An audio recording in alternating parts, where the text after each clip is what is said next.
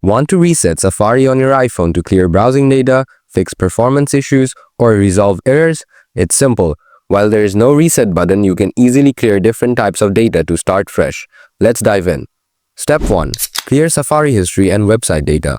Open Settings on your iPhone. Scroll down, tap Apps. Scroll down and find Safari browser. Scroll down and tap Clear History and Website Data. Confirm by tapping Clear History and Data.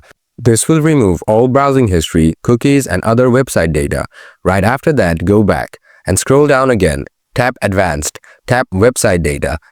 Tap Edit or remove all website data to delete specific site data or clear everything. Step 2. Turn off Safari extensions, iOS 15 and later. From here, you need to go back and tap Extensions. Turn off any installed extensions by toggling the switches. This can help if an extension is causing performance issues. Now, restart your iPhone. Your Safari will be perfectly reset. That's it. By resetting Safari, you can boost its performance and fix any issues.